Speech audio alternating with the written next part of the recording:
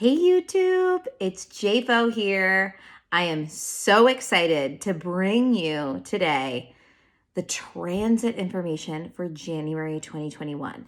And on January 1st, I will be dropping another video where I'm going to go into the transit information for the entire year of 2021. So you're definitely going to want to check that one out. It's going to come on the 1st, so in a couple of days. But I wanted to do a little video on January so you can get ready. And of course, Happy New Year. So I've been a little MIA from YouTube, and that is because I'm really kind of dialing back and reflecting on the kind of content I want to create for this channel moving forward in 2021. And I really want to start bringing a video 5 days a week. I mean, that's really my goal. So more coming soon. And if there's any type of content you want me to do a video on, just let me know in the comments below. I would love to serve you with what you're struggling with right now in terms of vibration and astrology and just the crazy world we're living in right now with this Great Awakening. So let's get to it. So as everyone knows, on the 21st, and I have all my data in front of me, so I'm going to be looking over here for a little bit. Let's see here. So we had this huge aligning, right, of the Aquarius energy. So basically Jupiter and Saturn in the last couple of weeks slowly left Capricorn and went into 0 degrees Aquarius. Now, the reason why this is so powerful, I've said this in all my transit videos, is that Pluto has been in Capricorn since 2008. It'll be there all the way to 2023, I think it is, maybe beginning of 2024. And the reason why that's powerful is it hasn't been in that combination. Pluto has not been in Capricorn since 1776, way back during the American Revolution, Declaration of Independence. So we really are in this secondary revolution, so to speak, okay? Now, Pluto represents death and dying and being reborn anew. It's like the phoenix rising from the ashes. And Capricorn is all about systems, future plans, and just public image and career and institutions, right? So it's really this death of the systems, this death of the way we're doing public life, and this death of career and all of the themes of Capricorn, okay? But we had Jupiter and Saturn with Capricorn this year. It went into Aquarius for a very, very small preview, so to speak, back in the spring, but it's been with Pluto, okay? So when it left Pluto and aligned together, and obviously it was even more powerful because supposedly this conjunction hasn't happened in like thousands of years or something. I don't know the details, right? With the solstice that just happened on the 21st. The reason why it was so powerful, though, from the Aquarius perspective, is that we are slowly ushering in this Aquarius age with those two planets moving in to Aquarius. By the way, Riley's over here if you hear some weird noises. So what does Jupiter represent and what does Saturn represent? Well, Saturn is the Capricorn planet. Okay, so it was in Capricorn. So that was really powerful. And Jupiter is the abundance planet. It's the Sagittarius planet. And right now, that's our comfort zone. And it's also the sun season that we were just in before the solstice. Okay, so this Capricorn Aquarius theme right now is a big theme. We're kind of leaving this energy of the systems and we're slowly moving in to this innovation and this community energy of Aquarius. Okay, so just understand that as we go into January and I read you what's going on with January, because it's so much Aquarius energy, it's crazy, okay? So obviously yesterday, I'm filming this on December 30th, 2020. So yesterday was the 29th and we had a full moon in Cancer. So I'm sure you're feeling that because that's the opposite of Capricorn, the opposite of Pluto, right? Where Pluto is right now. And then we have this, so we have Saturn. Saturn is direct in Aquarius, but we have the retrograde shadow is completely done on New Year's Eve. So tomorrow we're going to feel that kind of ending of that shadow of the retrograde of Saturn. And so that's really going to be ushering in this energy of January. Now, what's so powerful is that, obviously Pluto's in Capricorn And there's only one time of the year where the sun goes into Capricorn with Pluto, right? Which is now. So we are in this very dark, dense energy right now. I'm sure you're feeling it. And we're going to be in that until the sun goes into Aquarius on the 19th of January. So from now to the 19th of January, we're really in this Capricorn. And see, what happened was, and I said this in my last video for December, is that even though we had Jupiter and Saturn move into Aquarius, we also had the sun and Mercury go into Capricorn. So they almost like switched roles, so to speak. So until we leave this Capricorn season, this, December, January, every year, that's when Capricorn is, we're not going to really get through that energy. So right now we're just in a very dense energy. It feels like things are dying. It feels like, all of our shadows are coming up. So do not be alarmed if that's happening, especially because a lot of people in the Great Awakening movement and, spiritual teachers have been talking about how this December 21st was supposed to be this powerful day of like light activations, right? And a lot of us didn't feel that. Instead, we felt a feeling of death, a feeling of things ending or things not working, right? And that's the density. That's the density of this Pluto Capricorn, okay? So just understand that. And so that's kind of how we're ending December. So now let's go into January. So on the 3rd of January, okay, so Mars has been direct in Aries, but the shadow phase will end on the 3rd of January. And Mars is slowly going to leave Aries, which it's been in since the middle of 2020, since summer of 2020. Okay, we've had Mars in Aries, and Mars represents Aries because Mars is the Aries planet, and Aries is pure aggression, pure adrenaline, pure competition, pure I'm going to win, and pure fight, right?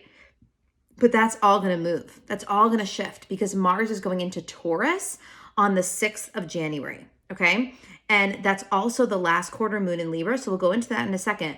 But on the 6th of January, which is a very powerful day, Mars is going to go into Taurus at 4:27 p.m. Central Time.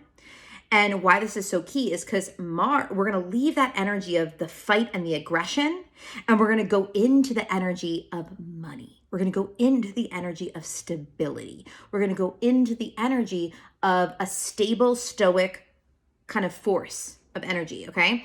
And I think Mars is actually going to be I can check it, is going to be in Taurus for a little bit of time there. Let's check to see how long it'll be there. So it goes in on the 6th, and let's see. So it goes in, oh wait, wrong month. Hold on. I didn't put this down in my notes. Bear with me. Okay. So Mars is going to be, and here's what's really cool. Next year, not 2021, but 2022, the destiny energy is going to leave Gemini and go into Taurus. And we're going to be in this destiny of Taurus, this destiny of money and stability and fiscal themes for about a year and a half, right? So it's this Mars and Taurus is kind of like this wink of what's coming, okay? So we'll talk about that, but let's see how long it's in Taurus for. So all of February. Okay, so it'll not too long. So it'll leave at the beginning of March. It'll leave that Taurus energy. But we have the planet Uranus in Taurus. And that planet of Uranus is going to be in Taurus, I think, all year. Yeah. So, and then it's going to have a retrograde. And I'll talk about more of that in my yearly transit video. But just understand that Taurus energy is so like, it's all coming. And so a lot of us right now are like, how can we find stability? How can we find that financial grounding, right? And that makes sense with what we've been through this year. So that is on the 6th, Mars going into Taurus. And then we have the last quarter moon in Libra. And that's a really interesting position there because we have, that Libra is all about justice and it's all about balance and harmony. And so that's going to be happening on that same day that Mars is going into Taurus. Both Taurus and Libra are ruled by Venus. So there's an energy on January 6th of beauty, this Venus energy of beauty and passion and money and love, okay? So that's actually a really, in my mind, that's actually a pretty good energy, but just know that last quarter moon in Libra will be squaring at some point all of our Capricorn that we have, that Pluto in Capricorn, okay? And Sun and Mercury in Capricorn. So then on the 8th of January, Mercury will go into Aquarius. Again, we're slowly ushering in this Aquarius, but we still have the density of this Capricorn because on that same day, Venus is going to go into Capricorn. It's almost like this whole time, every single time a planet goes into Aquarius, another planet moves into Capricorn. It's like, nope, we're not really going to usher in this kind of golden energy of the Aquarius age yet. We still have the density of these systems. We still have the density of the Capricorn, but Venus is, like I said, an energy of beauty and harmony and, love and passion. So at least it's not too harsh and it could offset the energy, the density of this Pluto Capricorn, right? And so as I'm seeing here, and I didn't even notice this, is that there's so much Venus themes in that first week of January. So then on the 12th of January is when we have the new moon in Capricorn. So normally new moons are ushering this new energy, and it definitely is, but remember, we're still in this density of this Pluto, okay? So it's going to be very interesting to see how this plays out. Now, remember, this is so key to know where your Capricorn is in your chart, because that's going to help you determine how this is happening specifically for you, okay? Then on the 14th of January, Uranus is going to go direct in Taurus. And let's see, do I have the shadow too? I think I put it in here. Let's see. I didn't, but I can talk about that in my 2021 video. It's so important, guys, whenever you have planets that are going retrograde, to understand that there's a pre-phase, there's the retrograde, and then there's the post-shadow phase. And the reason is because you have to go back to that original degree that it went retrograde in to really be moving forward, even if you're going direct. So just know that when a planet goes direct, it doesn't mean it's fully forward yet, especially these planets that move slower at a slower pace. It's going to take a longer time for them to go fully ahead out of the shadow phase. So Uranus will go direct in Taurus on Thursday, the 14th, which is interesting, right? Because it's like all these Taurus themes are slowly coming up. Then, talking about a retrograde, we have our first Mercury retrograde kicking off. Oh my God. And guess what sign it's in? You bet it. Aquarius. Okay. So on January 16th, will be the pre-phase for the retrograde of Aquarius, 11 degrees. Now, what is the pre-phase? The pre-phase is just the degree that Mercury will be going direct in when it goes direct after the retrograde. So whenever it hits that degree before the retrograde, that's what determines the pre-phase, okay? So we start the pre-phase on the 16th of January. So we're gonna slowly start to feel this Aquarius energy. And then on the 19th of January, Sun is gonna go into Aquarius. That's big because now Sun is out of Capricorn, we got Mercury out of Capricorn, and now we just have Venus and Pluto in Capricorn. So we're going to start to feel the lifting energy of that Capricorn, right? We're going to start to feel more of this Aquarius age energy, okay? Then more Taurus. On the 20th of January is the first quarter moon in Taurus. Again, now we have moon in Taurus, Mars in Taurus, Uranus direct in Taurus. So much Taurus, so much Aquarius, right? Now remember, these signs, Taurus and Aquarius, these two really big themes that are happening right now, they're both fixed energy. Fixed energy is all or nothing. It's passion, it's love, okay? And it's wanting to attach itself to something. That's why Taurus is all about like the physical attachment and like the earth energy, because that Taurus is earth. And Aquarius is all about attaching to some really humanitarian thought, because Aquarius is about the bigger picture, the spiritual, and it's about spiritual air energy, which is thought, right? Whereas Taurus is survival, earth energy, but both want to attach, okay? So just understand that it's also going to be coming up in your own personal charts and in your own personal experience, okay? So that's the 20th. So then on the 26th of January, the Pluto shadow is done. That's big because remember, we're really feeling this density that we're feeling is this Capricorn and Pluto. And it did go retrograde in the fall, and it went direct of this year, 2020. And then so on the 26th of January, it's going to be out of that shadow phase and moving forward, okay? And then we have the full moon Leo on the 28th. That full moon in Leo. And Leo energy is all about love. It's all about playfulness. It's all about creativity. It's all about shining your light in the world. And it's the opposite of Aquarius, right? Aquarius is about the community and the group. Leo is about shining within the community and the group. Aquarius is about humanitarian, spiritual things. Leo is about social connection, right? So that's going to be that full moon in Leo. And then on the 30th of January, we have Mercury retrograde in Aquarius, okay? And that's going to be at 26 degrees Aquarius. If you're a geek and want to look that up in your chart, you can. But that's when we go into the retrograde phase. So there's so much crazy, incredible energy of January with this Venus, like this Venus is kind of coating it, kind of like, I'm like picturing like something really like bitter and not fun, but then maybe you coat it in chocolate and it tastes good. I don't know. That's how I'm seeing it, because it's like this Capricorn density that just wants to exist. It wants to exist so badly. It wants control. But Aquarius and Taurus are like, nope, we're going to bring stability, and we're going to bring some beauty, and we're going to bring some harmony, and we're going to bring this more humanitarian energy. And so it's like these two energies are fighting, but then we go retrograde. And whenever we go retrograde, that's when communication goes awry. And Aquarius is all about wandering energy and overwhelm.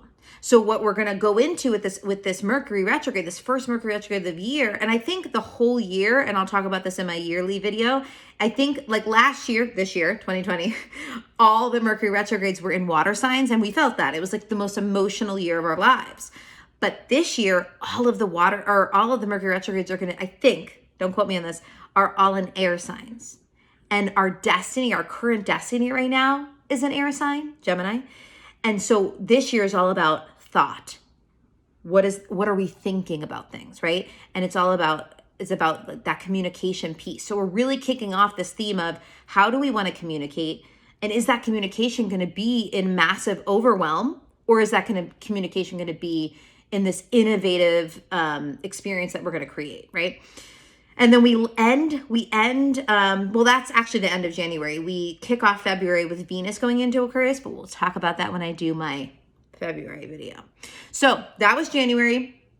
I'm going to do a big video, like I said, on 2021 that's going to launch on January 1st so that you know exactly what's happening throughout the entire year so you can plan ahead. If you want to do a reading with me, find the information below. I'm going to be kind of adjusting a lot of my offers and changing things up in 2021. So this is a perfect time to get the cheaper, because I'm going to be raising a little bit of my prices, the cheaper audio reading. And it'll be awesome, because if you really want to know how all of this is going to play out in your chart, then you definitely want to get that reading below. So find the information, and I'll catch you next time. Bye.